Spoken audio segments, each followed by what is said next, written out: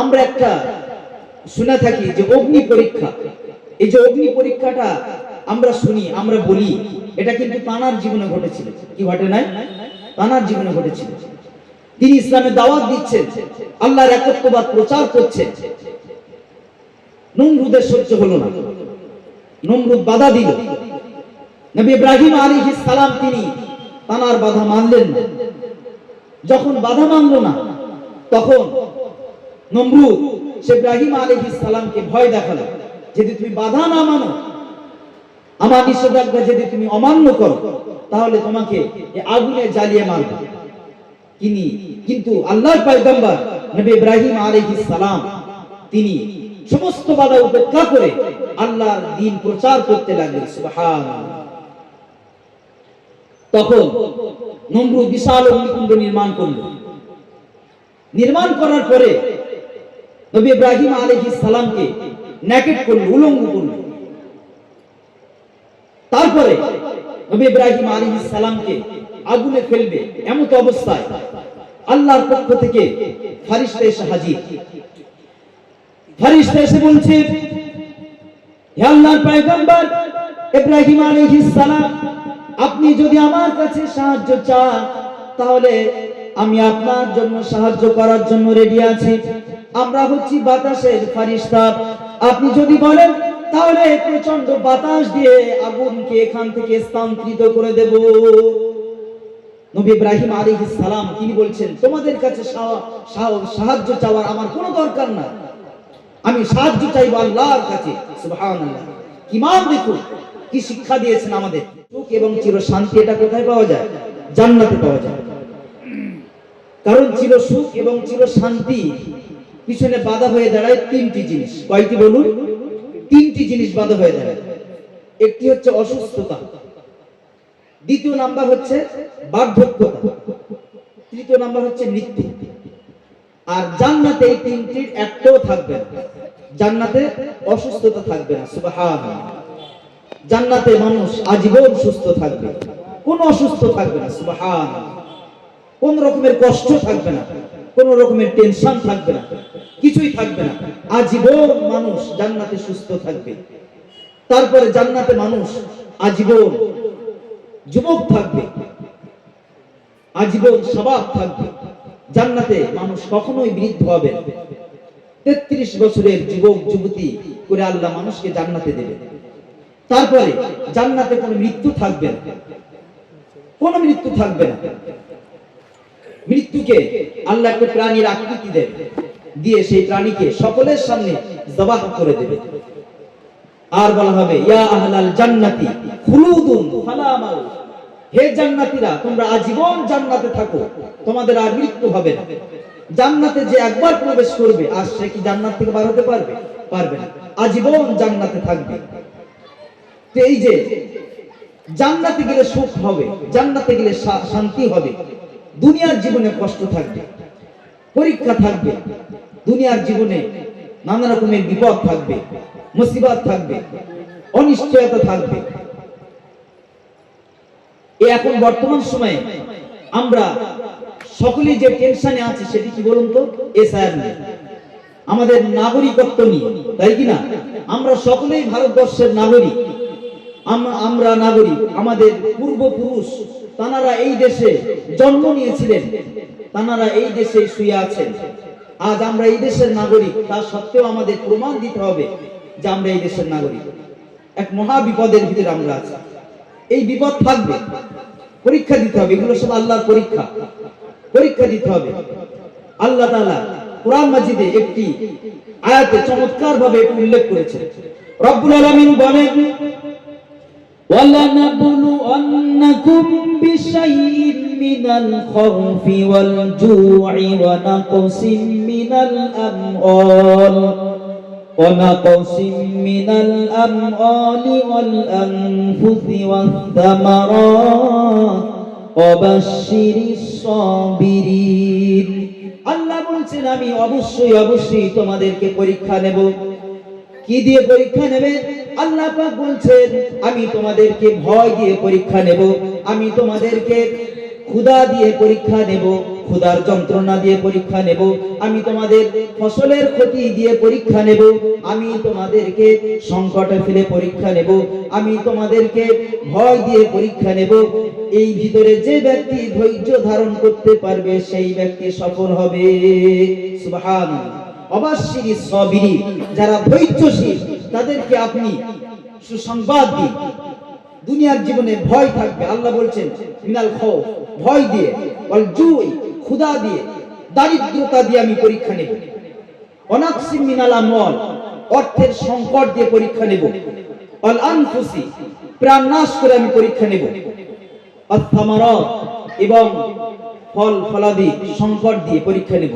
কিন্তু এই যে পরীক্ষাগুলো নেব, এই পরীক্ষার ভিতরে যে ব্যক্তি ধৈর্য ধারণ করবে, সবর ইখতিয়ার করবে, তার জন্য সুসংবাদ দাও। অবশ্যই সাবিরি, ধৈর্যশীলের জন্য, যে ব্যক্তি সবর ইখতিয়ার করবে তার জন্য সুসংবাদ দাও। এই যে দুনিয়ার জীবনে আমরা সকলেই কিন্তু পরীক্ষার্থী।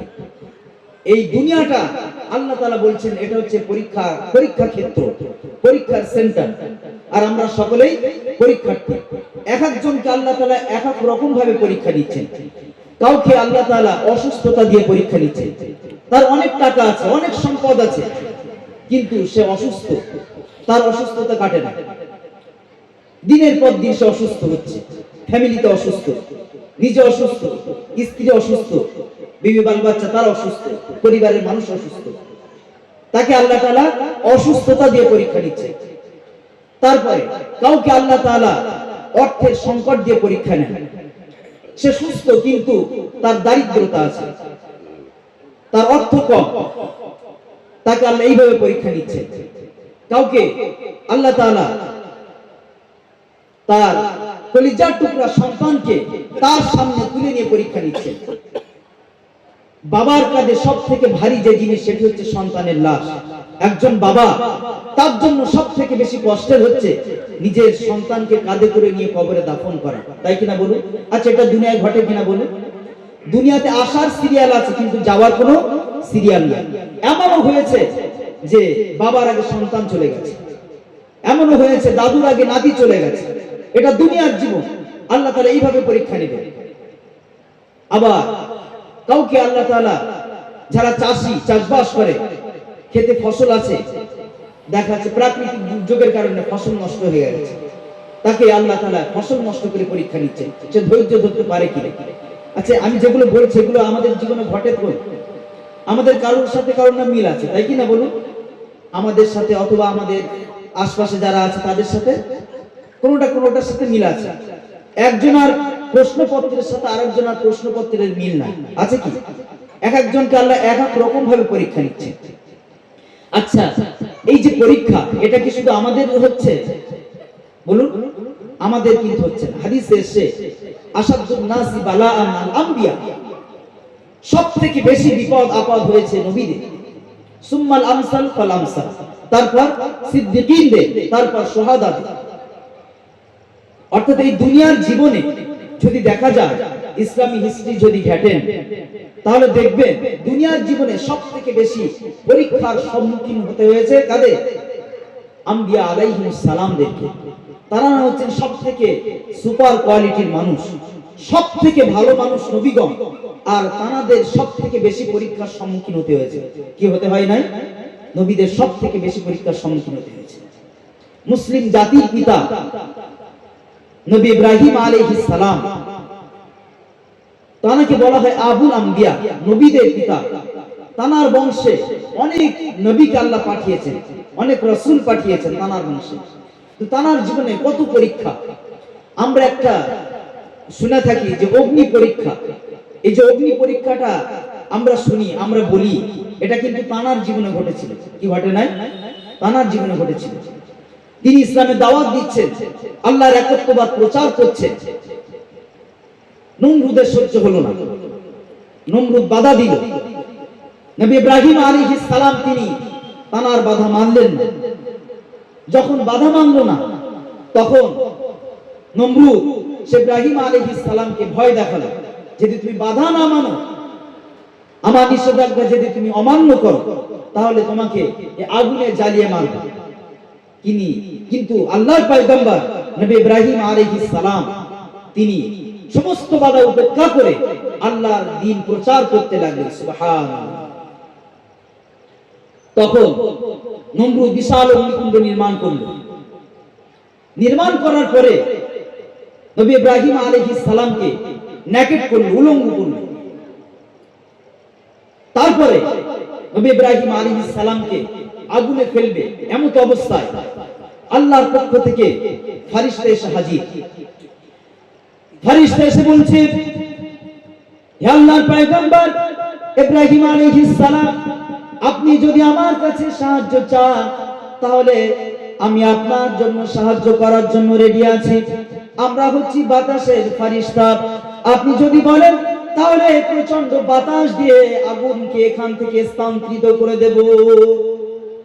নবী ইব্রাহিম আলাইহিস সালাম তিনি বলছেন, তোমাদের কাছে সাহায্য চাওয়ার আমার কোনো দরকার নাই, আমি সাহায্য চাইবো আল্লাহর কাছে।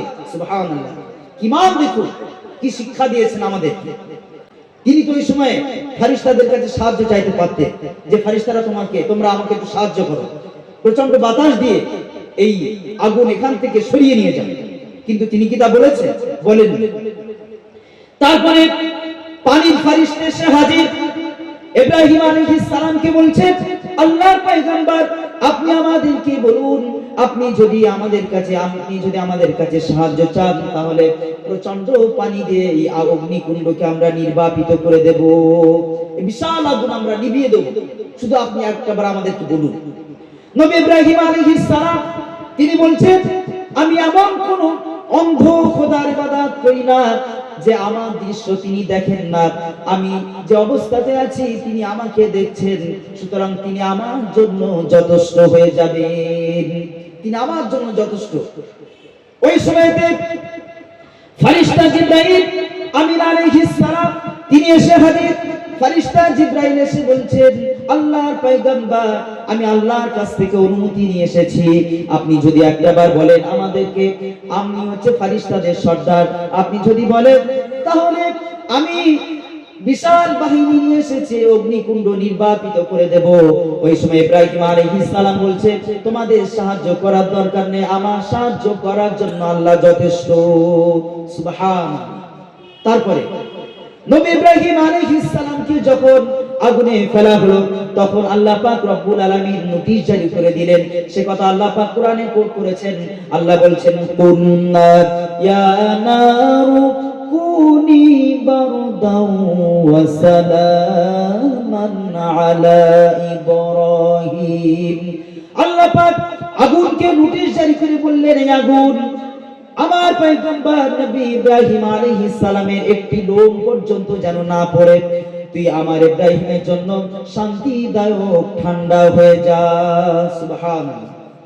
আগুন নবী ইব্রাহিম আলাইহিস সালামের জন্য শান্তিদায়ক ঠান্ডা হয়ে গেল। এমন ঠান্ডা আবার হবে না যে ঠান্ডা ইব্রাহিম কষ্ট পাবে। ইব্রাহিমের জন্য আগুন ফুলের বাগানে পরিণত হয়ে গিয়েছিল, কি যায় নাই? গিয়েছিল। আজও ইব্রাহিম আলাইহিস সালামের মতো ঈমান যদি কারো ভিতরে থাকে তাহলে আল্লাহ পাক রব্বুল আলামিন তাকে ওই রকম বিপদ থেকে বাঁচাবেন, উদ্ধার করবেন। সুবহানাল্লাহ। সেই ঈমান থাকা চাই, সেই পাওয়ার, সেই ক্ষমতা, তাদের মতো বিশ্বাস সেটা অন্তরের ভিতরে থাকা চাই। থাকলে তবেই আল্লাহর সাহায্য পাওয়া যাবে, তাই কিনা বলুন? সাহায্য পাওয়া যাবে। তাহলে নবী ইব্রাহিম আলাইহিস সালামের জীবনে কি পরীক্ষা বলুন তো? আচ্ছা, আমাদের জীবনে এরকম পরীক্ষা কারো হয়েছে যে ইসলাম মানার জন্য আমাদেরকে উলঙ্গ করে এরকম আগুনে ফেলেছে? কারোর হয়েছে এরকম অভিজ্ঞতা? কারোর হয়নি। তারপরে ইব্রাহিম আলাইহিস সালামের জীবনে কত পরীক্ষা। টানা 86 বছর বয়স, 86 বছর বয়স পর্যন্ত তিনি আল্লাহর কাছে দোয়া চাইছেন যে আল্লাহ আমাকে একটি নেককার সন্তান দেন। 86 বছর বয়সে তার একটি নেককার সন্তান আল্লাহ তাআলা তাকে উপহার দিলেন। তার নাম হচ্ছে ইসমাঈল আলাইহিস সালাম। 86 বছর পর্যন্ত তিনি দোয়া চেয়েছেন। আমরা অনেক সময় উদ্বিগ্ন হয়ে যাই, দোয়া চাওয়ার পরে যদি কবুল হতে লেট হয় আমরা ভাবি যে আমি দোয়া চাইলাম তো দোয়া কবুল হচ্ছে কোথায়? এক সপ্তাহ, 2 সপ্তাহ, 1 মাস হয়ে গেলে আমরা অস্থির হয়ে যাই যে আমি আল্লাহর কাছে দোয়া চাইছি তো আল্লাহ আমার দোয়া কবুল করছেন না। একটাবার ভাবুন, তিনি আল্লাহর পয়গম্বর ছিলেন, তিনি আল্লাহর কাছে দোয়া চেয়েছেন কয় বছর বলুন? 86 বছর ধরে আল্লাহর কাছে দোয়া চেয়েছেন, 86 বছর পর আল্লাহ দোয়া কবুল করেছেন। ওই জন্য ভাবতে হবে যে আমি দোয়া চাইছি আল্লাহর কাছে, এই দোয়াটা আমার জন্য কখন কবুল করলে আমার জন্য উপযুক্ত হবে, ভালো হবে, এটা ভালো জানেন কে? আল্লাহ ভালো জানেন। আমার জন্য যখন কবুল করলে উপযুক্ত হবে, ঠিক সেই সময় আল্লাহ কবুল করে আমাকে সেটা দিয়ে দেবে। এর জন্য অস্থির হওয়ার কোনো দরকার নেই। নবী ইব্রাহিম আলাইহিস সালামের জীবন থেকে এই শিক্ষা আমাদেরকে নিতে হবে, তাই কিনা বলুন? ইসমাইলকে যখন পেলেন, পাওয়ার পরে আল্লাহ তাআলা হুকুম করলেন যে শিশুপুত্র ইসমাইল এবং হাজারাকে নিয়ে তুমি সেই মক্কায় ধুধু মুরু প্রান্তরে রেখে আসো। তিনি আল্লাহর কাছে কি প্রশ্ন করেছিলেন? বলুন, করেননি। তিনি তানার স্ত্রী এবং তানার কলিজার টুকরা সন্তান, 86 বছর পরে যে সন্তান পেয়েছেন, ওই সন্তানের প্রতি কত মায়া বলুন, কত ভালোবাসা। ওই সন্তান আর স্ত্রীকে নিয়ে তিনি সেই মক্কার নির্জন এলাকায়, যেখানে মানুষ নাই, যেখানে পশু পাখি নাই, গাছপালা নাই, মরুভূমি আর মরুভূমি, নির্জন মরুভূমি, সেখানে তিনি রেখে এসেছেন। কার নির্দেশে? আল্লাহর নির্দেশে। তারপরে আবার যখন ওখান থেকে তিনি স্ত্রীকে আর সন্তানকে বাড়িতে নিয়ে এসেছেন, ছেলে তানার সাথে চলার বয়সে উপনীত হয়েছে, বাবার সাথে চলতে পারে, এরকম বয়সে যখন হলেন, তখন আল্লাহ তাআলা পরীক্ষা নিলেন। কি পরীক্ষা? পুত্রকে জবাহ করতে হবে। সে কথা আল্লাহ তাআলা কোরআন শরীফে কোট করেছেন। রব্বুল আলামিন বলেন, فلما بلغ معه السعي قال يا بني إني أرى في المنام أني أذبحك فانظر ماذا ترى قال يا أبت افعل ما تؤمر ستجدني إن شاء الله من الصابرين। জোরে বলি আল্লাহু আকবার। আল্লাহর পয়গম্বর তিনি স্বপ্ন দেখলেন। স্বপ্ন দেখার পরে সন্তানকে বললেন, ইয়া বুনাইয়া ইন্নী আরা ফিল মানাম, আমি স্বপ্নে দেখেছি, আন্নী আযবাহুকা, আমি তোমাকে জবাহ করছি, এখন তুমি বলো তোমার মতামত কি? তখন সন্তান বললেন, ইয়া আবাতি ফাল মা তুমার সাতাজিদুনি ইনশাআল্লাহু মিনাস সাবিরিন। হে আমার সম্মানিত পিতা, আপনি স্বপ্নে যেটা দেখেছেন, স্বপ্নে যে ব্যাপারে আদিষ্ট হয়েছেন, আপনি তাই করুন, নিশ্চয়ই আপনি আমাকে ধৈর্যশীলদের অন্তর্ভুক্ত পাবেন। সুবহানাল্লাহ। যেমন বাপ তেমন বেটা। তাহলে তার জীবনে কি পরীক্ষা! স্ত্রীকে নির্বাসন দেওয়ার পরীক্ষা, সন্তানকে জবাই করার পরীক্ষা, এই যে কত বড় বড় পরীক্ষার সম্মুখীন তারা হয়েছেন, একটাবার ভাবতে পারছেন?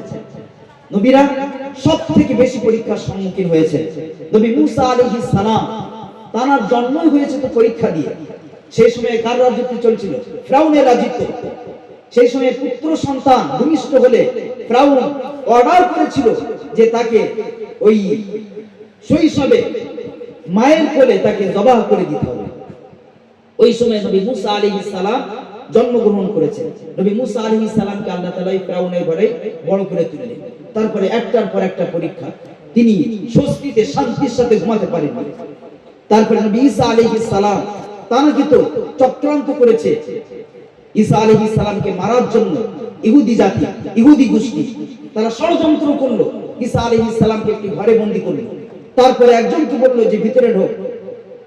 সে ভিতরে ঢুকে যখন ঈসা আলাইহিস সালামকে মারতে যাবে, তখন আল্লাহ তাআলা নবী ঈসা আলাইহিস সালামকে আকাশে তুলে নিলেন এবং যে ঢুকেছিল ঘরের ভিতরে তাকে ঈসা আলাইহিস সালামের আকৃতি দিয়ে দিলেন।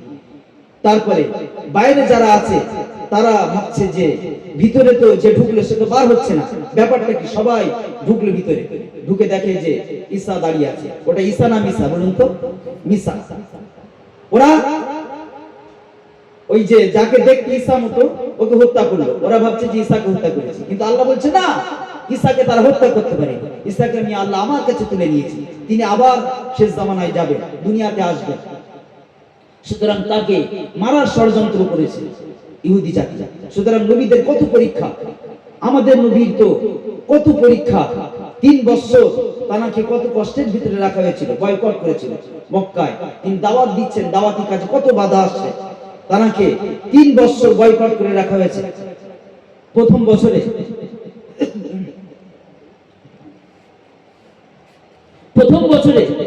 ছাগলের গোশত খেয়েছেন, তারপরের বছরে ছাগলের চামড়া ভিজিয়ে খেয়েছে, তারপরে গাছের লতা পাতা খেয়েছে।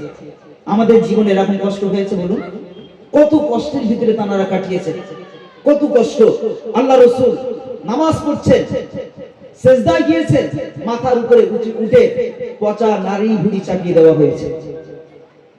তারপরে আল্লাহ রাসূল খাইবারের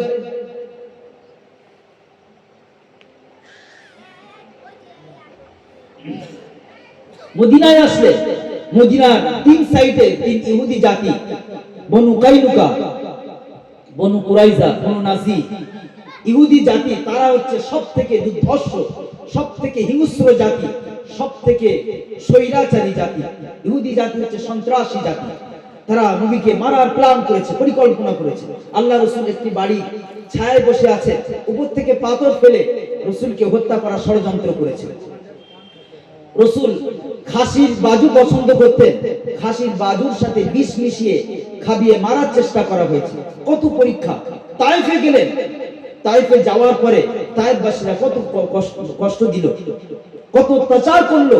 তারা তো দাওয়াত কবুল করলোই না, সেই সাথে তারা রাসূলের উপরে অত্যাচারে স্ত্রীগুলো চালালো, দুষ্ট ছেলেদের লেলিয়ে দিল, তারা পাথর মেরে রাসূলের সমস্ত শরীর রক্তাক্ত করলো। কত কষ্ট। আল্লাহ রাসূল বেহুশ হয়ে পড়ে গেলেন। তারপরে তারা তুলে আবার ধাক্কা দিল, পাথর মারলো, এইভাবে রাসূলকে তারা নির্যাতন দিয়েছে। কত কষ্ট, একটার পর একটা কষ্ট। হাজারো ব্যথা বেদনার পরে ফিরে আসুনি তুমি আপন ঘরে, দিনের আলো ছড়িয়ে দিতে চলে গেলে মদিনায় মক্কা ছেড়ে। হে রাসূল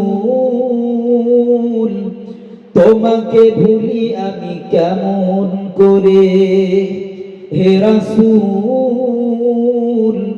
তোমাকে ভুলি আমি কেমন করে।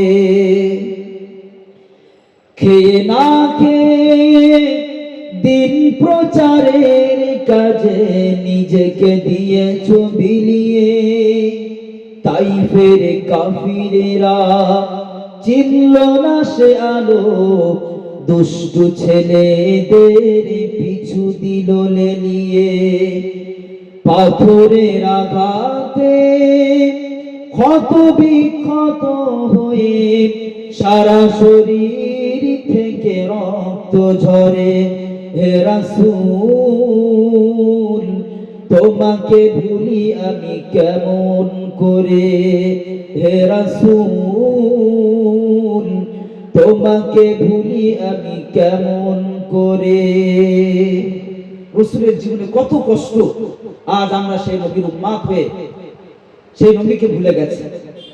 সত্যি বলতে রাসূলের সুন্নাত যদি আমরা আজ মেনে চলতাম, আমরা যদি আজ কোরআনকে আঁকড়ে ধরতাম, তাহলে আজ আমাদের কপালে এত বিপদ আসতো না। আজ সেই রাসূলকে আমরা ভুলে বসেছি। রাসূলের সুন্নাত মানতে হবে আমাদেরকে, রাসূলের সুন্নাত মেনে আমাদের চলতে হবে, অন্যথায় বাঁচা যাবে না। আমরা নিজেদের ইচ্ছা মতো চলি, মন চাহি জিন্দেগি করি, কিন্তু বিংশ শতাব্দী শ্রেষ্ঠ দার্শনিক বার্ট্রান্ড রাসেল তিনি বলেছিলেন, go back to the universal book and the universal prophet. গোটা বিশ্ববাসী যদি শান্তি পেতে চায়, তাহলে বিশ্ববাসীকে ফিরে আসতে হবে গ্রন্থ মুকুট কোরআনে হাকিমের কাছে। বিশ্ববাসীকে ফিরে আসতে হবে রাসূলের আদর্শের কাছে। গোটা বিশ্বের মানুষ যদি রাসূলের আদর্শকে মেনে চলে, কোরআনকে যদি আঁকড়ে ধরে, তাহলে শান্তি পাবে, অন্যথায় শান্তি পাওয়া যাবে না।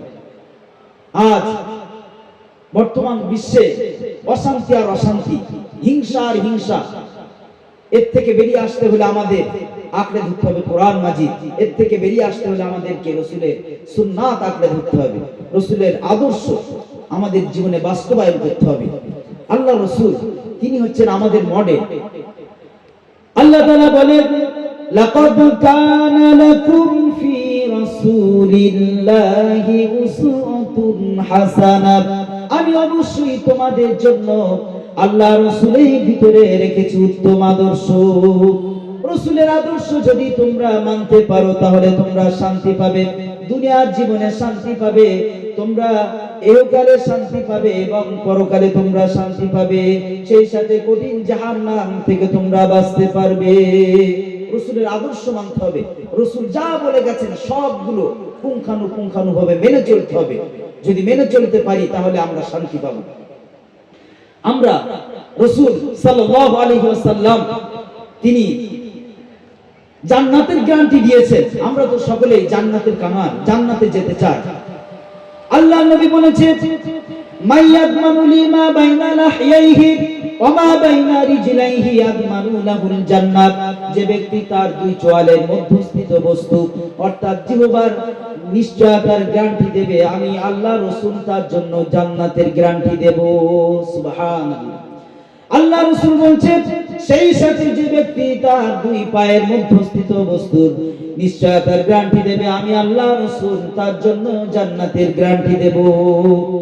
অর্থাৎ যে ব্যক্তি গ্যারান্টি দেবে আমি আমার জবান দিয়ে মিথ্যা বলবো না, যে ব্যক্তি গ্যারান্টি দেবে জবান দিয়ে আমি মিথ্যা বলবো না, জবান দিয়ে গীবত করব না, জবান দিয়ে চগলখুরি করব না, জবান দিয়ে অন্যের দোষ চর্চা করব না, আমি আমার জবান দিয়ে হারাম খাদ্য ভক্ষণ করব না, যে ব্যক্তি গ্যারান্টি দিতে পারবে আল্লাহ রাসূল বলছেন আমি ওই ব্যক্তির জন্য জান্নাতের গ্যারান্টি দেব। সুবহানাল্লাহ। তারপর আল্লাহ রাসূল বলেছেন, যে ব্যক্তিটার দুই পায়ের মধ্যস্থিত বস্তু অর্থাৎ লজ্জাস্থানের গ্যারান্টি দিতে পারবে যে তার লজ্জাস্থান অবৈধ পন্থায় ব্যয় করবে না, তার জৈবিক চাহিদা, তার যৌন চাহিদা অবৈধ পন্থায় হারাম পন্থায় সে উপভোগ করবে না, যে ব্যক্তি এই গ্যারান্টি দিতে পারবে আল্লাহ রাসূল বলেছেন আমি তার জন্য জান্নাতের গ্যারান্টি দেব। সুবহানাল্লাহ। তার জন্য আল্লাহ রাসূল জান্নাতের গ্যারান্টি দেব। তো আমরা তো সবাই জান্নাতে যেতে চাই, তাই কি না বলুন? জান্নাতে যেতে চাই, কিন্তু জান্নাতে যেতে গেলে আমাদের কি কাজ করতে হবে? দুটি কাজ করতে হবে। একটি হচ্ছে জবান হেফাজত করতে হবে। জবান দিয়ে হারাম খাদ্য ভক্ষণ করলে হবে না। জবান দিয়ে মানুষ সব থেকে বেশি পাপ করে, যত পাপ আছে তার ভিতরে ম্যাক্সিমাম পাপ মানুষ জবান দিয়ে করে থাকে। এই জন্য বলা হয় জিহ্বা এমন একটি বস্তু, এটার আয়তন খুবই কম কিন্তু এর অপরাধ অনেক বড়, এর অপরাধ, এর পাপ অনেক বড়। সুতরাং আমাদের জবানের হেফাজত করতে হবে। আমাদের মুখ থেকে যেটাই ভালো হয় ফেরেশতারা সেটা সংরক্ষণ করার জন্য অটোমেটিক ডিউটিতে আছে। রব্বুল আলামিন বলেন, মা ইয়ালফিজু মিন কওলিন ইল্লা লাদাইহি রাকীবুন আতীদ। মানুষের মুখ থেকে যে কথা বার হয়, মানুষ যা জবান দিয়ে উচ্চারণ করে সেটা সংরক্ষণ করার জন্য আল্লাহর পক্ষ থেকে অতন্দ্রী প্রহরী রয়েছে। মানুষ যা বলে সঙ্গে সঙ্গে তারা তা রেকর্ড করে লিখে রাখে।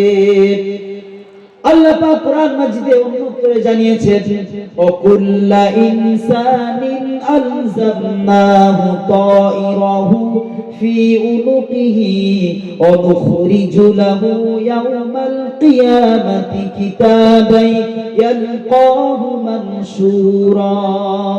আমি প্রত্যেক মানুষের তার এমন একটি গ্রীবা লগ্ন করে দিয়েছি, এমন একটি মেশিন তার ভিতরে দিয়ে দিয়েছি, মানুষ যা বলে যা কিছু করে সব কিছু তাতে রেকর্ড হয় এবং কিয়ামতের দিন সেই আমলনামা আমি তার কাছে উন্মুক্ত করে দেব, ওপেন করে দেব আর বলবো, ইকরা কিতাবাকা কাফা বিনাফসিকাল ইয়াওমা আলাইকা হাসিবা। বান্দা তুমি তোমার আমলনামা পড়ো, আজ তোমার হিসাব নেওয়ার জন্য তুমি যথেষ্ট। দুনিয়ায় তুমি কি কি কাজ করেছিলে, দুনিয়ার জীবনে শুরু থেকে নিয়ে শেষ পর্যন্ত তুমি যা করেছিলে সব কিছু রেকর্ড আছে। এই আমলনামার ভিতরে সব কিছু লিপিবদ্ধ আছে। তুমি তোমার আমলনামা পড়ে দেখো আর তুমি তোমার হিসাব নাও। তুমি আর হিসাব নেওয়ার জন্য এখন তুমি যথেষ্ট। আমরা দুনিয়ার জীবনে যা করি, আমাদের এই দুনিয়াবী জীবনে এর একটা রেকর্ড আছে, আমলনামা আছে। এই আমলনামায় সব কিছু লেখা হয়, সব কিছু লিপিবদ্ধ করা হয়। এটা কিয়ামতের দিন আল্লাহ তাআলা বান্দার সামনে ওপেন করে দেবেন, উন্মুক্ত করে দিবেন আর বলবেন, বান্দা পড়ো, তোমার হিসাব নেওয়ার জন্য তুমি নিজেই যথেষ্ট। তুমি দুনিয়াতে কি কাজ করেছিলে দেখো, তুমি পড়ে দেখো। এখন দুনিয়ার জীবনে পাপাচার থেকে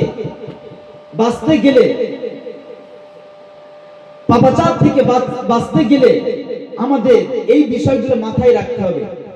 আমরা যে পাপ করি না কেন, যে অপরাধ করি না কেন, প্রত্যেকটা অপরাধের জন্য আল্লাহর দরবারে 8টি সাক্ষী দাঁড়িয়ে যাবে।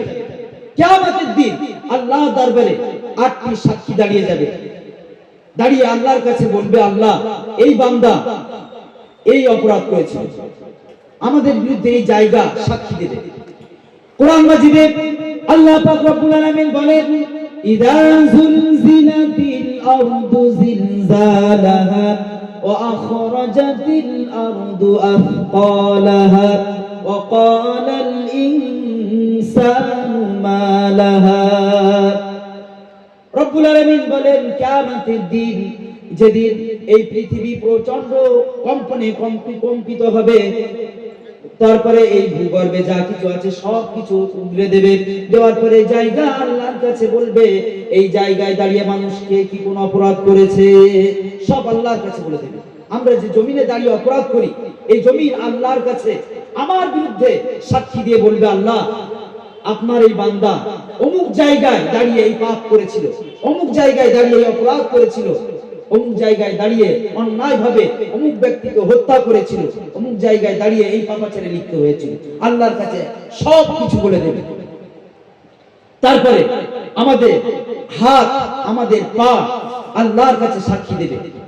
রব্বুল আলামিন বলেন, আল ইয়াউমা নাখতিমু আলা আফওয়াহিহিম ওয়া তুকাল্লিমুনা আইদিহিম ওয়া তাশহাদু আরজুলুহুম বিমা কানু ইয়াকসিবুন। কিয়ামতের দিন আমাদের জমানে আল্লাহ তাআলা সিল মোহর লাগিয়ে দেবেন, আমাদের বাক শক্তি কেড়ে নেবেন। দুনিয়াতে আমরা কথা বলি, দুনিয়াতে আমরা আমাদের মনের চাহিদা সব কিছু মুখ দিয়ে বলি, কিন্তু কিয়ামতের দিন আমাদের আর মুখ দিয়ে কথা বলার শক্তি থাকবে না। আল্লাহ পাক আমাদের জবানে মোহর লাগিয়ে দেবেন, আমাদের হাত, আমাদের পা আল্লাহর কাছে সাক্ষী দেবে। আমরা হাত দিয়ে কি অপরাধ করেছি, আমরা পা দিয়ে কি অপরাধ করেছি, আল্লাহর কাছে কিয়ামতের দিন সাক্ষী দিয়ে তারা বলবে, আল্লাহ এই হাত দিয়ে অমুককে অন্যায় ভাবে মেনেছিল, এই হাত দিয়ে অন্যের মাল ছিনতাই করে নিয়েছিল, এই হাত দিয়ে অন্যকে মার্ডার করেছিল। পা আল্লাহর কাছে সাক্ষী দিয়ে বলবে, রব্বুল আলামিন, আল্লাহ এই পা দিয়ে সে সিনেমা দেখতে গিয়েছিল, এই পা দিয়ে সে মেলায় গিয়েছিল, রব্বুল আলামিন, আল্লাহ এই পা দিয়ে সে গুনার কাজে ধাবিত হয়েছিল। সুতরাং আমাদের হাত, আমাদের পা আমাদের বিরুদ্ধে আল্লাহর কাছে কিয়ামতের দিন সাক্ষী দেবে, আমাদের বিরুদ্ধে মামলা দায়ের করবে। বলুন, আমাদের হাত পা আমরা যত্ন নিই, ময়লা লাগলে আমরা পরিষ্কার করি, কিন্তু এই হাত আমার না, আমার আল্লাহর দেওয়া আমানত। এটা আমি যদি অপরাধ করি, গুনাহ করি, এই হাত আমার বিরুদ্ধে, এই পা আমার বিরুদ্ধে আল্লাহর কাছে সাক্ষী দিয়ে বলবে। তারপরে কোরআন মাজিদে আল্লাহ তাআলা বলেছেন, এই চোখ আল্লাহর কাছে সাক্ষী দেবে, এই কান আল্লাহর কাছে সাক্ষী দেবে, এই চামড়া আল্লাহর কাছে সাক্ষী দিয়ে বলবে, আল্লাহ তোমার বান্দা চোখ দিয়ে এই অপরাধ করেছিল, চোখ দিয়ে এই জিনিস খেয়ানত করেছিল। আমরা চোখ দিয়ে অনেক সময় আর চোখে গুনাহ করি, পরনারী দেখি, কিন্তু আর চোখে যে আমরা পরনারী দেখি, বেগানা নারী দেখি, হয়তো আমরা ভাবি কেউ দেখে না, কিন্তু দেখেন কে? আল্লাহ দেখে, আল্লাহ দেখে। রব্বুল আলামিন বলেন, ইয়ালামু খাইনাতাল আ'য়ুনি ওয়া মা তুখফিস সুদূর। চোখের খেয়ানত সম্পর্কে বান্দা, তুমি ভাবো সানগ্লাস পরে, কালো চশমা পরে তুমি আর চোখে তুমি অন্য দিকে তাকাচ্ছ, তুমি যুবতী নারীর দিকে তাকাচ্ছ, হয়তো কেউ দেখছে না, কিন্তু আমি আল্লাহ তোমার চোখের লুকোচুরি সম্পর্কে জানি। তুমি যে আর চোখে তাকাচ্ছ ওটা আমি জানি। ওমা তুখফিস সুদূর, তোমার অন্তরে যে কল্পনা হয় ওটা আমি আল্লাহ জানি। আচ্ছা, এই যে বিশ্বাস গুলো যখন আমার ভিতরে থাকবে, তখন আর আমার দ্বারাতে গোনা সম্ভব হবে? সম্ভব হবে না। তারপরে আমাদের জীবনের যাবতীয় কর্ম সব কিছু লেখা হচ্ছে, আল্লাহ পাক আমলনামায় রেকর্ড করছেন, সেগুলো কিয়ামতের দিন আমাদের সামনে ওপেন করে দেবেন। তাহলে আমাদের বিরুদ্ধে এই এতগুলো সাক্ষী আল্লাহর দরবারে সাক্ষ্য দেবে। গুনাহ থেকে বাঁচার আর উপায় আছে? বলুন, উপায় নেই। গুনাহ থেকে যদি বাঁচতে হয় তাহলে এইগুলো মাথায় রাখতে হবে। কারণ গুনাহ থেকে যদি আমরা না বাঁচি তাহলে আমাদের দৃষ্টান্ত ওই ফুটো বালতির মতো, ছিদ্র বালতির মতো। ছিদ্র বালতিতে যতই আমি পানি দিই, পানি থাকবে? থাকবে না। আমরা যতই নেক আমল করি, যদি পাপ না ছাড়ি তাহলে আমাদের নেক আমল কিন্তু থাকবে না। সুতরাং আমাদের পাপ ছাড়তে হবে। যারা আল্লাহর প্রিয় হয়েছেন, যারা আল্লাহর ওলি হয়েছেন, তারা কিন্তু গুনাহ ছেড়েছে। আগে গুনাহ ছাড়তে হবে।